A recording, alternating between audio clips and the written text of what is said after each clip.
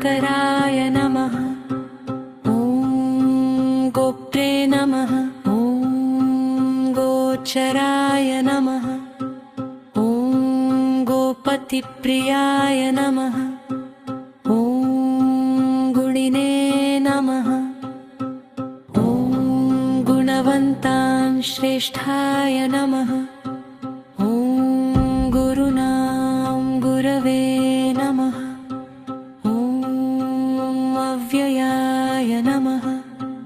ॐ जेत्रे नमः। ॐ जयन्ताय नमः। ॐ जयादाय नमः। ॐ जियाय नमः। ॐ अनन्ताय नमः। ॐ अङ्गिरसाय नमः। ॐ अध्वरासक्ताय नमः। ॐ विविक्ताय नमः। ॐ अध्वरकृते नमः। ॐ पराय नमः। ॐ वाचस्पतये नमः। ॐ वशिने नमः। ॐ वशाय नमः। ॐ वरिष्ठाय नमः। ॐ वाग्विचक्षणाय नमः। ॐ चित्तशुद्धिकराय नमः। ॐ श्रीमते नमः। ॐ चैत्राय नमः। ॐ चित्रशक्कण्डिजाय नमः। ॐ बृहद्रथाय नमः। ॐ बृहद्भानवे नमः। ॐ बृहस्पतये नमः। ॐ अभीष्टदाय नमः। ॐ सुराचार्याय नमः। ॐ सुराराध्याय नमः।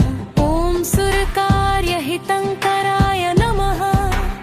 ॐ गीर्वाणपोषकाय नमः। ॐ धन्याय नमः। ॐ गिष्पतये नमः। ॐ गिरीशाय नमः। ॐ मुन्धाय नमः। ॐ धीवराय नमः। ॐ भीषणाय नमः।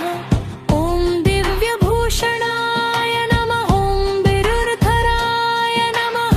ॐ दैत्रहन्त्रे नमः। ॐ दयाकराय नमः।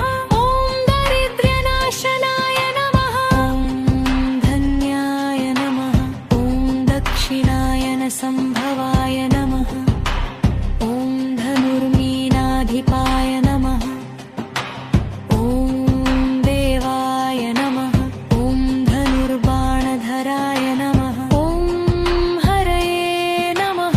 ॐ सर्वागमज्ञाय नमः। ॐ सारथ्याय नमः। ॐ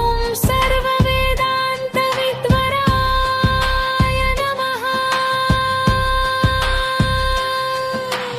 ॐ ब्रह्मपुत्राय नमः।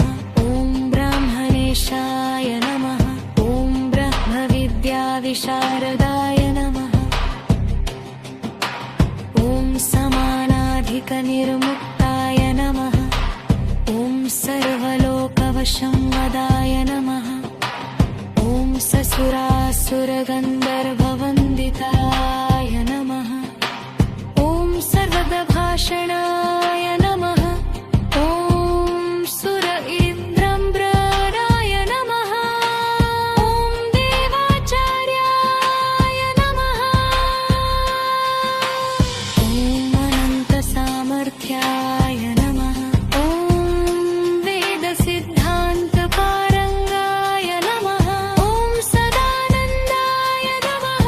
ॐ पीडाहराय नमः। ॐ वाचस्पतये नमः। ॐ पीतवाससे नमः।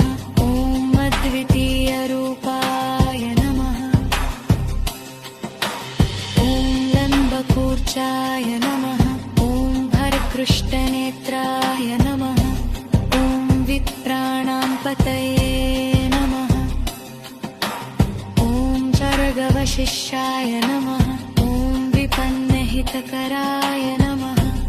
ॐ बृहस्पतये नमः। ॐ सुरचार्याय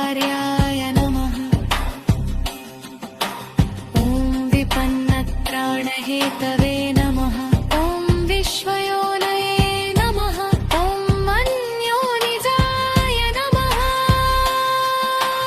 ॐ भर्भुवाय नमः इन्धनदात्रे नमः ॐ जीवाय नमः ॐ महाबलाय नमः ॐ काश्यपप्रियाय नमः ॐ अभीष्टफलदाय नमः ॐ विश्वात्मने नमः ॐ श्रीमते नमः ॐ श्रीमते नमः ॐ शुभग्रहा